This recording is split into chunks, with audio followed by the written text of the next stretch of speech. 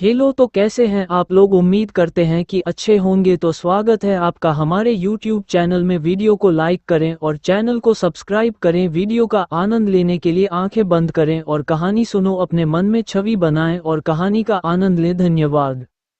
खूनी बिज्जू। प्रस्तावना। हमारे गांव में एक अजीब सी कहानी फैली हुई थी। कुछ लोग कहते थे कि गांव के बाहर जंगल में एक खतरनाक बिज्जू रहता था, जो हर रात किसी न किसी को मार डालता था। यह बिज्जू सामान्य नहीं था, बल्कि यह किसी भूतिया प्राणी जैसा था। उसकी आंखों में खून था और उसके पंजों में इतनी ताकत थी कि वह किसी भी इंसान को चुटकियों में खत्म कर देता। यह खौफनाक घटना धीरे धीरे हर घर के भीतर समा गई थी।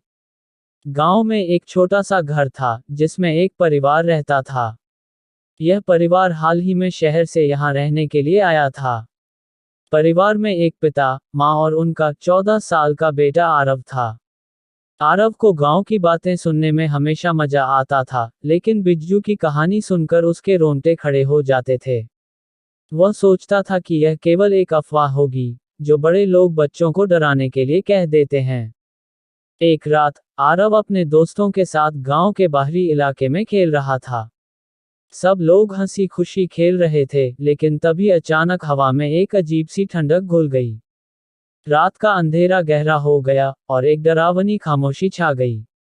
आरव ने देखा कि उसके दोस्तों की हंसी बंद हो गई थी और वे सब किसी चीज से डर गए थे। आरव ने पूछा, क्या हुआ? लेकिन उसके दोस्तों ने सिर्फ डर के मारे चुप्पी साध ली। तभी उन्हें दूर से किसी के चीखने की आवाज आई। वह आवाज इतनी दर्दनाक थी कि आरव का दिल दहल गया।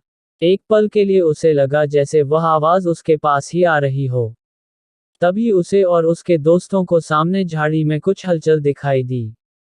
अचानक एक बड़ी सी आकृति उनकी ओर बढ़ी, जिसकी आंखें लाल थीं और पंजे खून से सने हुए थे। आरव और उसके दोस्त कांपते हुए पीछे हट गए। वे भागने लगे, लेकिन वह अजीब प्राणी उनके पीछे था। आरव को लगा जैसे वह किसी भूतिया बिज्जू के साथ खेल रहा हो। वह पूरी तरह से डर के साए में था। अगली सुबह आरव ने अपने पिता से इस घटना के बारे में बताया।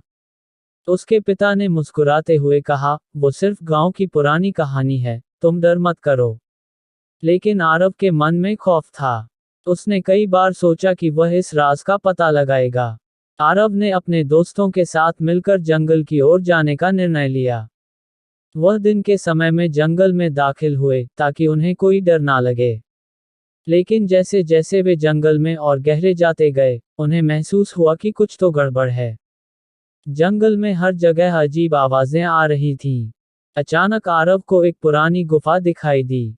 उसने महसूस किया कि यही वही जगह हो सकती है, जहां से वो खौफनाक बिज्जू निकलता होगा। आरव और उसके दोस्त धीरे धीरे गुफा की ओर बढ़े। अंदर घुसते ही उन्हें अजीब सी गंध आई। गुफा के अंदर एक पुराने खून के धब्बे पड़े थे। तभी अचानक एक अजीब सी आवाज आई और गुफा में हलचल होने लगी। सभी ने कांपते हुए देखा कि वहां खड़ा था वही बिज्जू, जिसकी आंखें खून से सनी हुई थीं। उसके पंजे इतने बड़े थे कि एक ही झपकी में वह किसी को भी मार डालता था। बिज्जू ने उनके करीब आकर कहा, तुम्हें लगता है कि यह जंगल तुम्हारा है?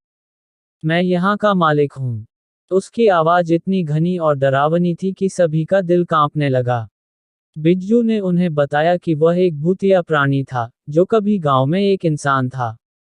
उसका नाम शेर सिंह था। वह एक खतरनाक शिकारी था और अपनी शिकारी के दौरान उसने कई निर्दोष लोगों को मार डाला था। लेकिन उसकी पापों के कारण उसे एक काले जादू से बिज्जू बना दिया गया। अब वह जंगल में रहता था और उसकी आत्मा वहीं फंसी हुई थी।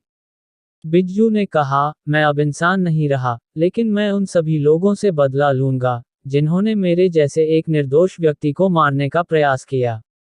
फिर वह गुफा में गायब हो गया। आरव और उसके दोस्तों ने डर के मारे दौड़कर गांव लौटने का फैसला किया। वे समझ गए थे कि जो कुछ भी जंगल में हो रहा था, वह एक सच्ची कहानी थी। अगले दिन गांव के बुजुर्गों से और भी अधिक जानकारी मिली। शेर सिंह के बारे में और भी बातें सामने आईं, और यह सच साबित हुआ कि बिज्जू वास्तव में एक खतरनाक आत्मा थी, जो अब भी गांव में कहर बरपा रही थी। गांव में अब कोई भी रात के समय जंगल के पास जाने की हिम्मत नहीं करता था। खौफ का यह सिलसिला यहीं खत्म नहीं हुआ था, बल्कि यह हमेशा के लिए गांव में एक काले राज के रूप में छुपा रह गया।